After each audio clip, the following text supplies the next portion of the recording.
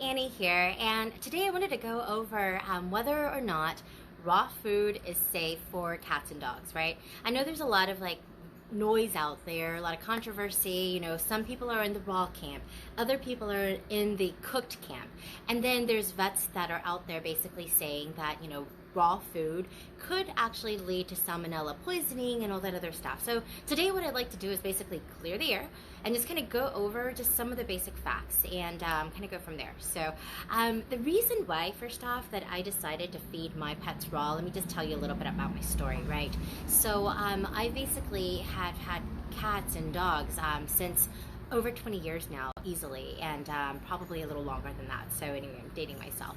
And what I've always done in the past is basically, do exactly what my veterinarian does or asks me to do to the T, right? And so with every single cat that I've had, usually what I found is around around the 6, 7, 8 mark year, basically when they get to where they call senior age for cats, they all had issues. Many of them had kidney issues. In fact, unfortunately, I had a cat pass from renal failure. Almost all of my cats have some sort of kidney issues, and they've battled chronic urinary issues. I had a cat that basically had urinary crystals and had to be on a special diet, right? And so basically what I found when I feed these commercial dry foods or even commercial prescription wet food is that none of the issues went away. Unfortunately, all of my kitties in the past, before I started feeding raw, only lived to be anywhere from 8 to 10 years old. So, when you think about what a natural cat's lifespan is, you're looking at anywhere from, 13, 17 plus, right? So why are so many cats not making it to that age? And why are so many cats facing, chronic illnesses like diabetes? They're facing kidney issues. They're facing urinary issues. And so, it kind of leads to, so that's basically kind of the thing that we're thinking about, right, as we go into this whole raw. The reason why I decided to go towards a raw diet is because after doing a ton of research, there's been so much evidence that shows basically when you switch an animal to raw, you basically, all of those issues go away. They have better digestive health. If you have cats or dogs that have patchy dry skin or skin issues, fur issues, lackluster fur, if you have allergy issues, all of that goes away because raw is actually more biologically appropriate, and many animals actually have food sensitivity, and they actually may be allergic to some of the ingredients that's found in commercial pet foods.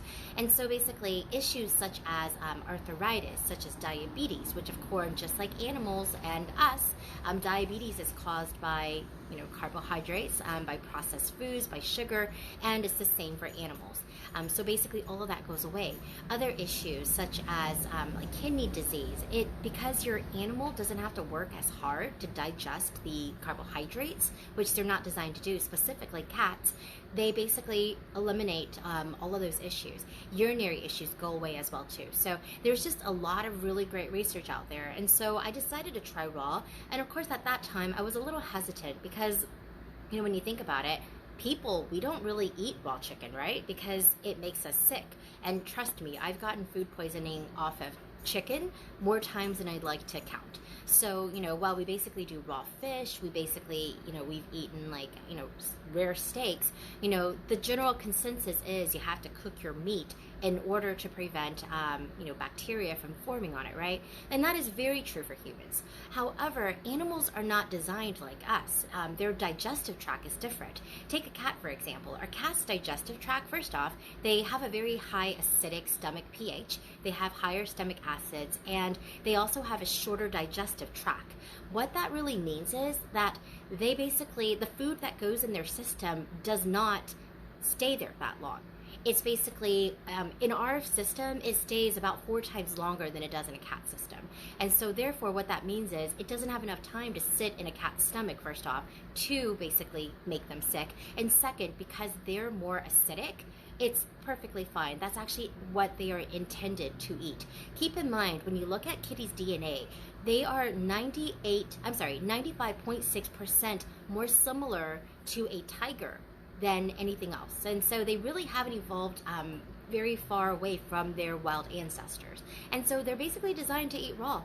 And if you look at their teeth, cats are obligatory carnivores, which means meat is essential. The reason why also raw diet has been so great for cats and dogs is because there's a lot of really great natural occurring amino acids, minerals, protein that's found in raw meat, such as taurine, which is an essential amino acid that's literally essential for cats. And then you also have things like Q10, which is a coenzyme, which is amazing for heart, for cardiovascular health, and that's found naturally in raw meat and also organ meat as well too. You have natural occurring vitamin A, vitamin D in raw liver, and there's also tons of other great things found in bone marrow. You have collagen, you have all these different building blocks that are essential for an animal that's all found in raw. So that's some of the great things. And dogs are even, dogs do amazing on raw. They were a little bit more flexible. So with dogs, you basically want to do a feeding of raw meat, meaty bones, organ meat, as well as some healthy fruits and vegetables for them, because they actually are omnivores, but more on the carnivore side. So basically, that's just some of the really incredible things that I found when I was doing my research. And just like cats, a dog's stomach is designed basically to be able to eat, raw. It doesn't make them sick. Now, of course, going back, let's just take a look again. If you look at commercial pet food over the last 10 years, I think most of us is going to just be shocked. Actually, it's incredible how many recalls there has been over the last 10 years. Basically, from 2000, I believe it was 2009 to 2018, there has been 173 pet food recalls. I mean, from the FDA. That's here in the U.S. Okay, 173 pet food recalls, many times finding salmonella in dry kibble. So going back to the question of whether or not raw is safe, I think the better question is dry safe? Is commercial food safe? Because, the thing is, when they're making it in these massive factories, first off, they don't have the same standard as you do in your own kitchen, right? I mean, so basically when it comes to whether or not raw is safe, first off, it depends on how you're handling the food, right? Like, don't leave it out 24 hours on the counter, it's basically like, deteriorating on the counter. Although animals do have a much stronger, a stronger gut than us, it probably will be okay for them. But if you don't want to take that chance, just basically treat raw meat like you would basically if you were to prepare it for a human, right? Keep it in the refrigerator until it's ready to use. Always basically handle it and don't leave it out for too long, right? However, with that being said, if you look at, basically cats and dogs in the wild, feral cats will basically, they've eaten dead carcasses and all that stuff. And the thing is, they are fine.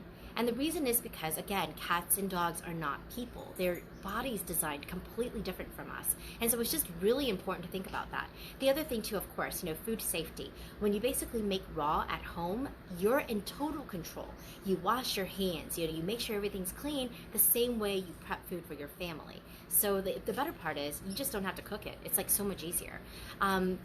And of course, the other thing too is when you look at commercial foods and like manufacturing processes, there again, 173 pet food recalls over the last 10 years. Go to fda.gov, you can look it up. It's incredible. And the thing is, again, they found things like salmonella in dry food. So it's just, it really goes down to, I think when it comes to basically whether or not something is good for your pets, the proof is in the pudding, right? That's that saying. You feed them raw, you see all of the different health benefits, you see their fur getting shiny, you see their coat becoming fuller, they have more energy, you can see all of the chronic issues going away, right? If you have an overweight cat or dog, you put them on a biologically appropriate food, like a raw diet, and all of a sudden, that weight just melts off. It's kind of like people, right? If you eat a bunch of processed foods, if you're eating of if your daily diet consists of let's just say pancakes for breakfast, then you have like a huge burger with fries, and then basically you throw in a Coke, right? And then you basically add in like a huge pizza at night.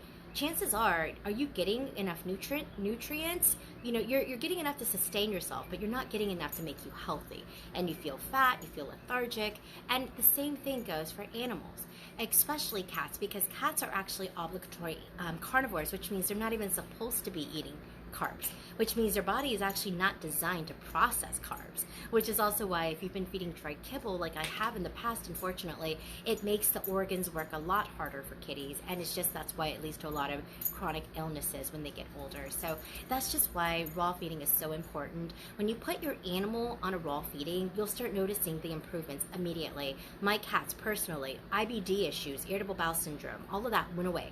I had a cat where all of my animals were rescues, by the way. So when I first found Kirby, which is one of my current kitties, he was about 1 year old, and he's never had a normal bowel movement in his entire life that I've had him, right? I've switched him all different types of foods, canned foods, high-end grain-free food, high-end grain-free canned food. None of that seemed to work, and it was always the same thing, not to be gross, but it was, let's just say, it was not solid. And so he's never had solid poops in his entire life. And the moment I switched him to raw, guess what? IBD went away.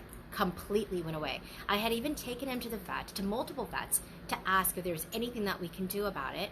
And they basically, their answer is, let's put him on some steroids, and he needs to stay on that for the course of his entire life. Let's switch him to a prescription diet. And oh, it's okay if you feed him kibble. That's okay.